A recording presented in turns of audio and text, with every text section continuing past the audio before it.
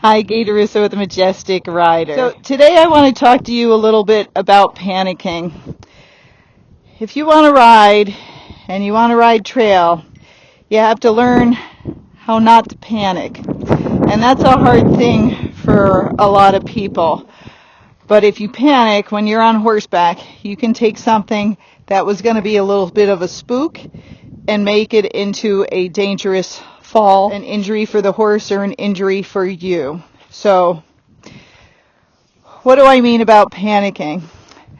Some people, they're just not naturally calm when things happen. And as I learned in the medical field, when we worked in the ER, when we worked in trauma, and I worked in orthopedics, you have to learn not to panic. And you have to teach yourself how to do that because some people are just not naturally calm. And in the medical field, you have to assess what's going on and then instruct people on what to do to keep it all calm and to help things go as best as you can. Because if you panic in the medical field, people would knock things over, so you would lose equipment, you might trip over somebody, and so you're losing precious time if somebody's coding. So it all has to be organized. Everybody has to know what their job is, and we all have to do it correctly in order to save somebody. And sometimes even if you do everything right, just like with horses, even if you do every single thing right, bad things can still happen. Okay? So horses are a prey animal. We know that. We get on their back, even though we know that. And so you have to be in your mind, you're trying to keep this prey animal as calm, comfortable, relaxed, and make it feel safe, and then things will go much better. But if you scare it more than it's scared already, again, you can make things much worse. So how do you teach yourself not to panic? You kind of have to take yourself through different scenarios, work it out, talk to instructors or trainers or friends on what you would do, and then you have to put that in play. So it's best to learn it in the arena and practice it in there, and then do it outside in the pasture and practice it there, and then do it out on trail and practice it there. So when the day it happens, hopefully you'll do at least a little part of what you learned, okay? Because you're trying to rely on muscle memory, because sometimes things happen so quick, it's just a reaction. But if you have practiced it correctly and your horse has practiced it correctly, then when you do it, hopefully that horse will listen and it will go well. Okay. Another thing besides that, which I've talked about in some other videos, is just almost like desensitizing the person.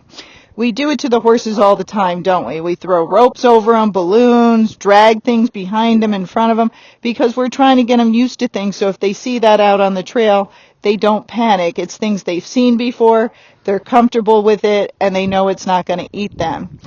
So with people, you can also desensitize them. And what you're trying to do is bring that person's energy up and then bring it back down. But you got to bring it up quickly and then bring it back down. So you can do that by calling out scenarios to the person. Like, you know, I have people go around the arena, or I have them walking the horse and I yell out spook, and then they have to respond with what they would do, even though the horse is not spooking, just so we can get practice with it. But other things you can do is you're just trying to practice being calm. When I was in the medical field and I was given injections, my boss was pretty funny, but it was also a good way to teach me that when I was given injections and things, he would do some things around while I was given the shot, besides talking to the patient and distracting them, to see if he could distract me some. And I had to increase my focus so much that everything could be blowing up around me, and I would still be calm and be able to give that injection well and without any problems. Okay? So it's like that with horses too. Everything might be going to chaos around you, but you have to be able to focus, contain yourself, and not panic. I watched a video recently of they were doing cow work, and the rope got wrapped around the horse. It was a mare, and you could see she was scared, but she was trying her best not to panic. The guy was stuck halfway on with his foot like stuck in the stirrup, and everybody around him was calm. He didn't panic. The guy with the steer didn't panic. The guy on the horse didn't panic. They slowly just got it unwound. But if any of them had panicked, even if it wasn't the guy, the rider, if anybody around him panicked, it could have made that horse panic. With then the horse could have reared up. He was stuck on it. Could have flipped over him. Like, so many bad things could have happened. But it went well because everybody stayed calm and didn't panic. Another time I was at a rodeo and they were doing some reining work at this one. And I forgot what happened. I think the horse tripped and fell, and the guy fell off, but his foot was stuck in the stirrup. And nobody panicked. This is what you heard from the crowd, which was good, is everybody went silent, because these were all horse people watching. And then the people around just started moving slowly, but not predatory, trying to get closer to the horse, but they didn't want to run over there because they would have scared it and the horse would have run and dragged the guy. So they're slowly all just moving in calm, nonchalantly, while the guy had cowboy boots on and was trying to kick his boot off. And that's why people wear cowboy boots, because if your foot gets stuck, a lot of times you can kick them off. So he's trying to kick his boot off, and they're slowly all just creeping in, kind of talking to each other, talking to the horse, like nonchalantly. And by the time they got up there, that guy had kicked the boot off. But they were right there to catch that horse at that point as he kicked the boot off, because everybody stayed calm. So the horse didn't panic, they didn't panic, and it all went well. So many accidents with horses go badly because people panic. I've seen people scream. I've seen people yank on the horses that weren't going to move, and they scare the horse, and then the horse wants to get away from them.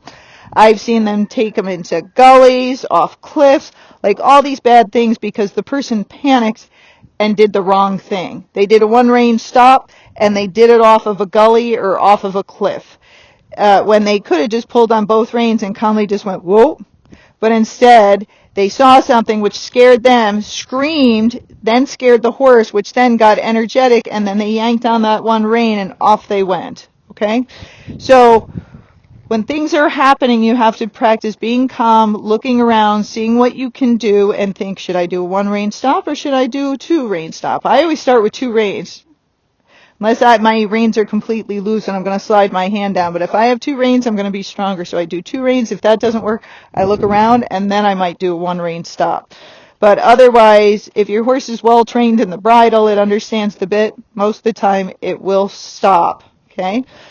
So the other things you can do is, and you can do this at home, and I'm sure your kids and family would love to torture you with this, is you sit in a chair and have them try to scare you. Have them try to jump out, anything they can do to try to make you panic. And what you do is you practice your breathing and stay focused on something. You know, think like something's coming at your horse and you're going to breathe, and what you would do. I would steer him. I might give him jobs to do while your friends and family are around you screaming, causing chaos, maybe throwing things, maybe breaking things, and creating noise and excitement. Or maybe they come in and blast that stereo up. Or maybe they come in and jump out of the closet. All these things, which are scary and makes you feel, if you're older, like you're going to have a heart attack, will in time desensitize you. If every day your kids try to scare you, well, first you know it's coming. I know they're going to try to scare me, because that's what happens after a while. You just know. They're going to try to scare me. I'm not going to react to it. They jump out of the closet. You're like, hey, what's up? You're sitting on the couch. They jump over the couch. You're like, yep, don't care anymore. You've scared me so many times. I am now desensitized. Okay? So that's what you're trying to do, is think of things that would desensitize you besides being on the horse, and practice thinking, being calm, and not panicking. There are so many things you can do. I have an air horn. You know, somebody could walk up with the air horn and scare you, right? That's going to make you jump. But if they do that air horn 3 times after you've seen what it is, you don't jump anymore. And that's the same for the horse. Once the horse recognizes what it is and it's been desensitized to it, they're like, I don't care about that. That doesn't scare me. Or somebody jumps out, it scares you, but then you see they have a costume on. So if they jumped out again, you're like, doesn't scare me. I know it's a costume. Okay? So you want to, though, practice those things, because some of the stuff that goes wrong is because the person has panicked. and that's the problem, okay? I've had many bad things happen to me, and it just happens because they're horses. We all fall off. Things happen no matter how good you are. Things can just happen. The footing can give out. You're going over a bridge. Something with the bridge gives out, or a horse steps off the side. But you can make it not as bad, okay? And again, the way you can do that is to not panic. But you have to learn how not to panic, okay? And that's one of the hardest things. If you're like, I'm not going to do that, I still want to ride horses, well, a lot of people say, well, I don't want to fall off. Again, it's a living animal, a creature that's a prey animal, so it can do many things. Most of us expect we're going to fall off at some point.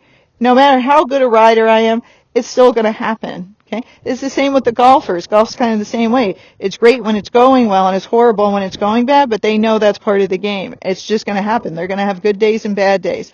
With horses, we're going to have good days and bad days. It's just the way it happens. So if you've had a great horse and nothing has ever happened, well, thank God you had one, because most of us don't even get one of those. But you have to know that this is something you have to put effort into. You have to stay calm. If you're not a calm person, you have to teach yourself how to be calm and go through different scenarios. The horses are going to move underneath you. They're going to trip. They're going to go fast at times. They might bang into something at times. They might bang into a gate and it scares them and they jump forward. You have to realize these are just things they're reacting to, and you can't panic. You have to teach yourself to breathe, be calm, and over time it will get much, much better, much, much easier, and you will stay calm, just like those 3 cowboys that I mentioned in that video.